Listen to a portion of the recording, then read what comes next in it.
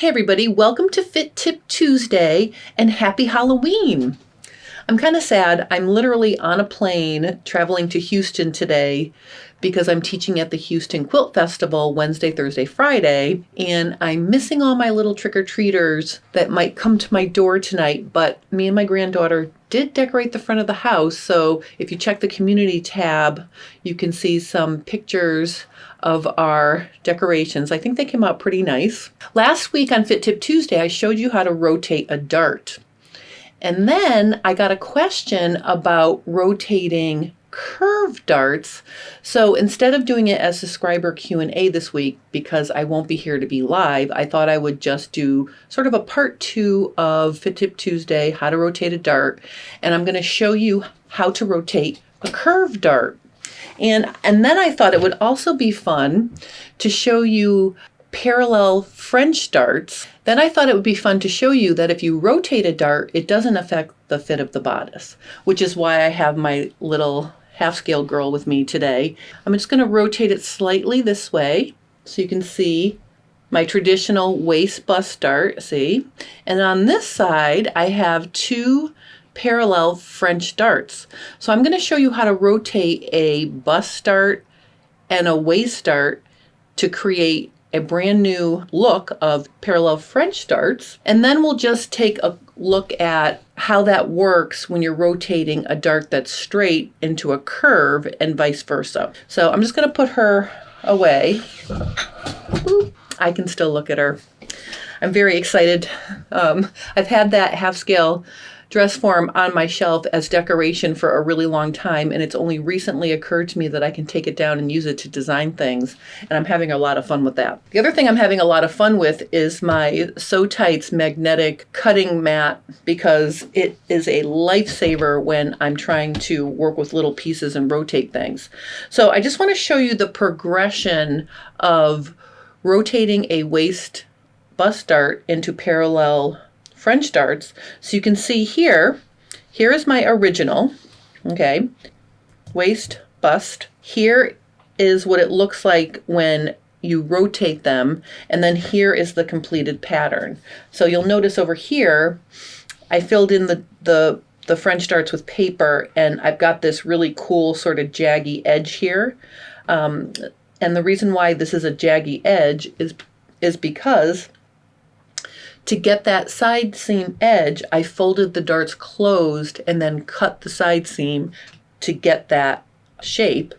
And the cool thing is when that's all sewn together, the edge is even and everything matches up. And actually what I'll do is let me take off, might as well show you the muslin version as well.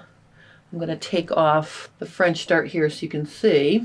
I'll leave the other one on there. But basically, you can see here, when it's sewn, see how all of that ends up to be straight. And if I look at it from this side, you can see I press both of my dart intakes down, and this shape becomes this nice straight side seam when it's sewn together and pressed. So that's why this is all jaggy looking. Let me show you how to do that now. I created a bigger piece to work with to show you. So if you're rotating darts that start at the apex, you need to back them up.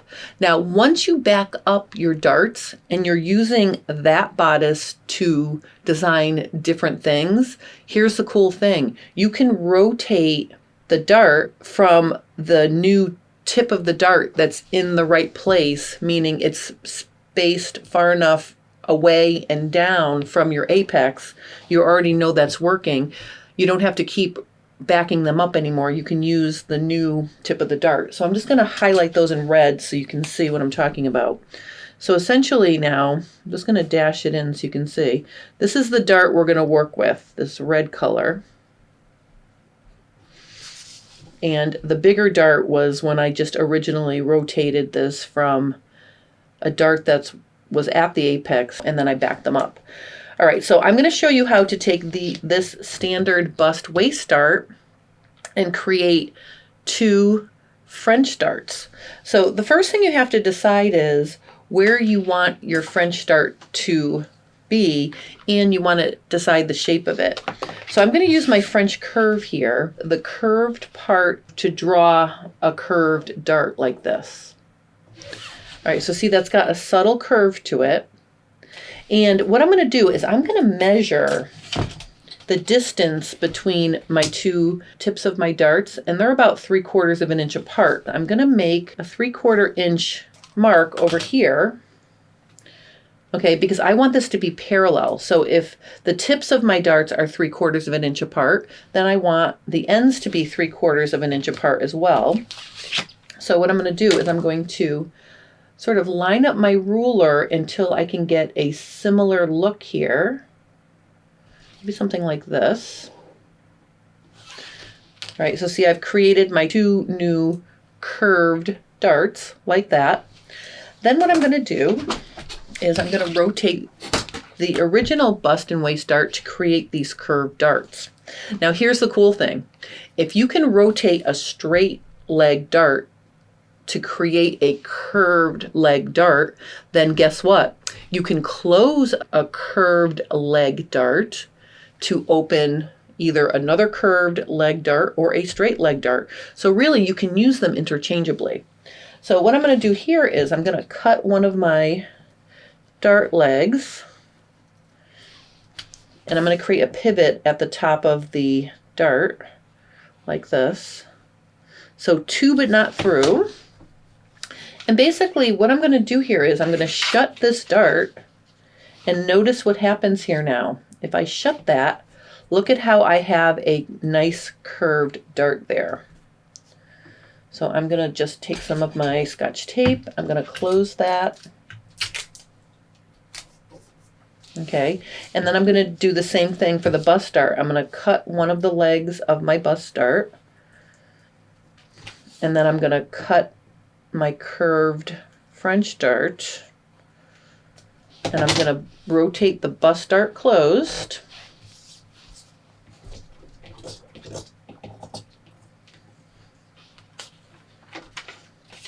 Like this, to open up that second dart.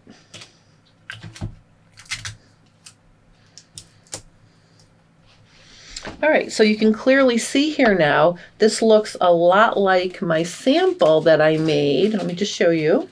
So see, here we are with the closed darts with our open darts. Same thing here, closed darts, open darts. Okay, and then to complete the pattern, you need to add seam allowance to your new darts. Now here's something that I haven't talked about before. Usually when you get a commercial pattern, the dart is on a solid piece of paper. You fold the dart closed and sew it, and then you have what's called dart intake. And this would be an example of dart intake, right? So whatever fabric you're taking out of the garment by sewing the dart shut, that's known as dart intake. You can also create seam allowances if you want to. So instead of having, you know, this open, this big closed space here filled with paper, you can just add seam allowances if you want as well. And maybe I'll show you that this time. So to make it easy to see, I'm just going to use a piece of tracing paper here to fill those darts. That'll also make it easy for me to fold them into position because this is a lighter weight paper. So what I'm going to do here is I'm just going to take this and I'm just going to tape this tracing paper right onto this dart like this.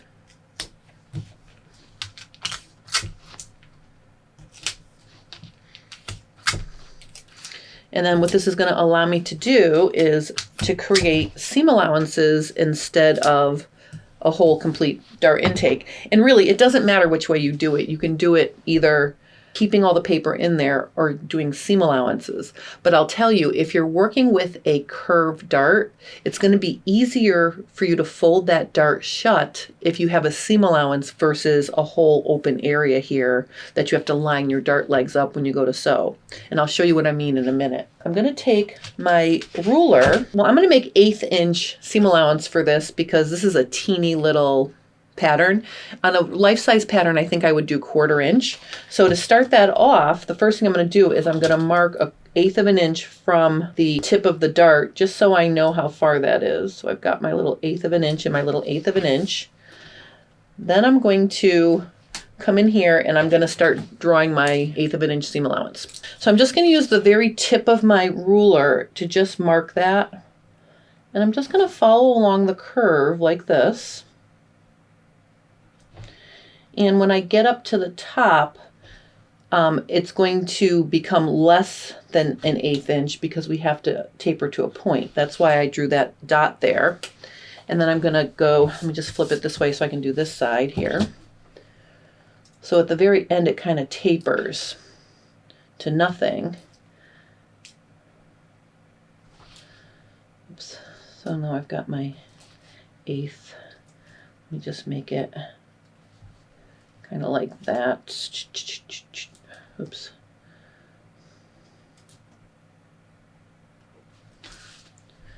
And then over here, it'll just be an 1/8 of an inch. So you only have to taper near the very tip of the dart. Okay. I'm just gonna draw this in kind of like this. I'm kind of eyeballing it, but I want to make a nice smooth transition from tapering to an 1/8 inch on both legs here. All right, so let's say that's my seam allowance. All right, now here's the cool thing. If I just have a seam allowance, then all I have to do is connect them here and cut that out and I'm all done.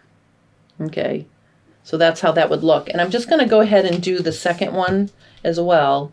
And then what I'm going to do is show you a couple of other fun things. Just hold on a second here. So let me just do this. Again, I'm doing an 1/8 inch until I get close to the tip where I have to start, you know, getting it more narrow.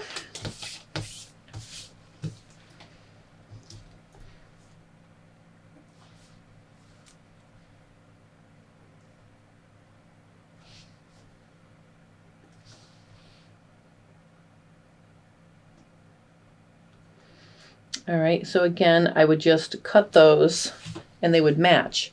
So before I cut those out, I just want to show you how to create this. Okay, so first I want to show you this. So that's how you mark your seam allowance, and I'm going to show you how to cut that out in a second, but I can use this example to show you both things just so you can see. So what I would do here is I would take my bottom dart. Let me just get rid of this extra paper. I know I'm not going to need all of this. So let me bring up my upper dart. I'm going to fold it on the actual dart leg, and I'm going to connect it to the piece above it like this. And when you're working with a curved dart, it's a little bit fussy, but basically you want to connect them like this. You want to bring the bottom one up to the upper one and get those to match. Now notice I only care about matching the very end of it like that. Okay, so see how I don't really care what it's doing up there, but then what I'm going to do is I'm going to cut that out. And after I cut through that dart, let me just back that up a little bit, then I can release that one. And see how it's creating the shape I need. Then I'm going to do the same thing for the second one. I'm going to bring the lower dart up to the upper dart. And this is the actual dart that I'm matching up now, not the seam allowance that I drew. Okay, so I'm taking the actual stitching line and I'm lining it up with the piece above it like this. And again, I love my sew tights because see how that holds that for me. And then I can just cut that off, and you can see what I end up with is that shape. So if you want to make filled in darts, like traditional filled in darts, that's how you would do it. But because I'm doing a seam allowance, I'm just going to cut these off. And I think you're going to see that having just seam allowances here is going to make a much easier situation to match those curved edges up to sew them. All right, so see, now I have this, and here's the cool thing about this. After I trace this, let's cut up this little bit of extra here. After I,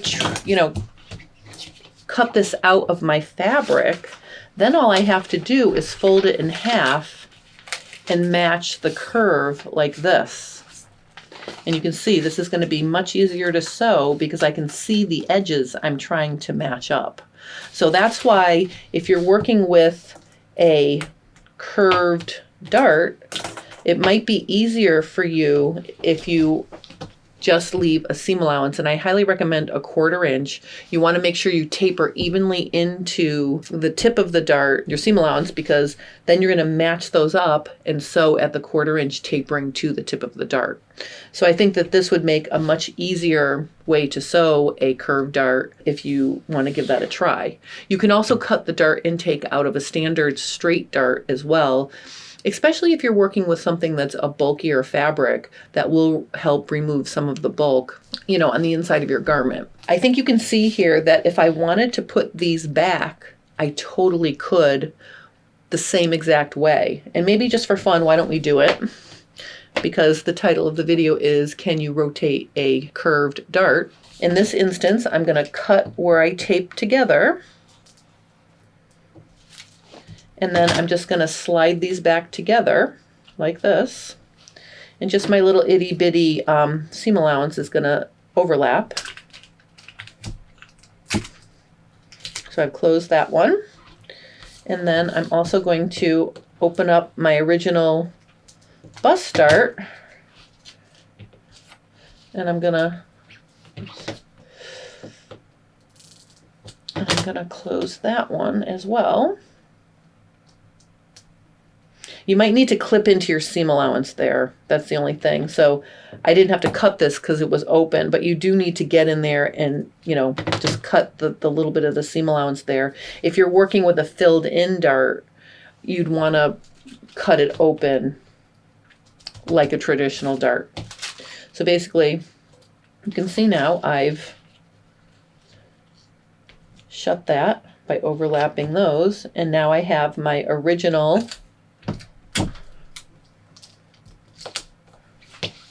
bust and waist dart back. So I think this is kind of fun. And just to solidify it for you, let me just show you one more time. What if I wanted to have a French dart and a bust dart that's not a French dart? Meaning I just want to rotate this one back into straight. What I would do is I would draw the position of where I wanted my bust dart. Then what I would do is I would cut the line for the bust dart and then cut one of the dart legs on the curved and just slide this down to open it. And this is what I mean. If you've got, a traditional dart that doesn't have seam allowances, you would just, rotate that like that. And now look what I have. I have a French dart and a bust dart. So no matter which way you rotate these darts, remember, it does not change the fit of your garment. And let me just remind you, here is the traditional dart, bust dart, waist dart, and then look at the side view of the parallel French darts here. Okay, so you can see both of these fit exactly the same way. I think this has been a fun follow-up to how to rotate a bust dart. If you have any questions or comments, please post those below and I will help you.